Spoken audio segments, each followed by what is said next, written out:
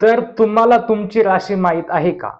तर नमस्कार मित्रांनो, आपल्यापैकी बरेच असे लोक असतील की ज्यांना स्वतःची राशी माहीत नाही. मग हे लोक एखाद्या ज्योतिषाकडे जातात आपली स्वतःची राशी माहीत करून घेण्यासाठी आणि मग ज्योतिषी यांना 200 ते 300 रुपये फी घेतो यांच्याकडून.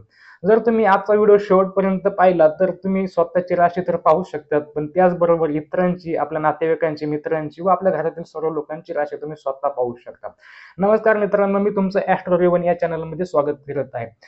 तर तुम्हाला स्वतःची राशी माहीत करून घेण्यासाठी 4 गोष्टींची आवश्यकता आहे. पहिली म्हणजे तुमची जन्मतारीख, दुसरी जन्मवेळ, तिसरी म्हणजे जन्म ठिकाण आणि तुमचं स्वतःचं नाव. या 4 गोष्टी जर तुमच्याकडे असतील तर तुम्ही स्वतःची व कोणाची राशी स्वतः पाहू शकता. तर कशी पाहणार? तर यासाठी तुम्हाला तुमची लगन कुंडली तुमच्याकडे असणं आवश्यक आहे.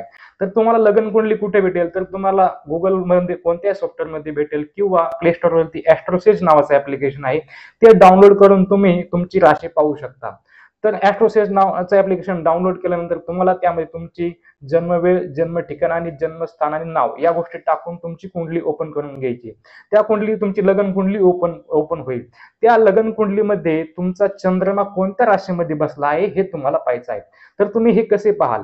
तर तुम्हाला या या कुंडली या स्क्रीनवर दिसत आहे बघा, अशा प्रकारची तुमची कुंडली ओपन होईल. तर या कुंडलीमध्ये तुम्हाला चंद्रमा 1 नंबरच्या याच्यामध्ये दिसत आहे बघा, 1 नंबर. तर 1 नंबरच्या यामध्ये म्हणजे 1 नंबरची राशी आहे मेष. तर या या माणसांची राशी झाली मेष राशी.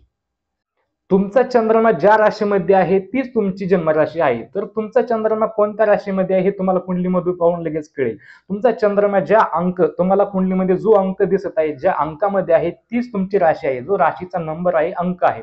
तर कोणत्या राशीचा अंक अंक कोणती राशी आहे हे पाहण्यासाठी तुम्ही पहा, यामध्ये दिसत आहे 1 नंबर लिहिला. 1 नंबर म्हणजे मेष राशी, 2 नंबर वृषभ, 3 नंबर मिथुन, 4 नंबर कर्क, 5 नंबर सिंह, 6 नंबर कन्या, 7 नंबर तुला, 8 नंबर वृश्चिक, 9 नंबर धनु, 11 नंबर मकर आणि 11 नंबर कुंभ, 10 नंबर मकर आणि 12 नंबर मीन. याप्रमाणे बघा राशीचा नंबर आपल्याला दिसत आहे.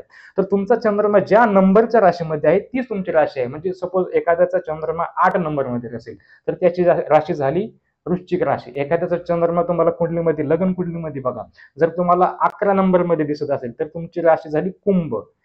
तर तुम्हाला तुमची राशी समजली का? व्हिडिओ बघून नक्की सांगा. आणि जर तुम्हाला काही समस्या वाटली असेल, व्हिडिओ पाहण्यामध्ये काही अडचण आली असेल तर तुम्ही मला कमेंटमध्ये विचारू शकता. मी तुमची नक्कीच कमेंटमध्ये उत्तर देण्याचा प्रयत्न करेल.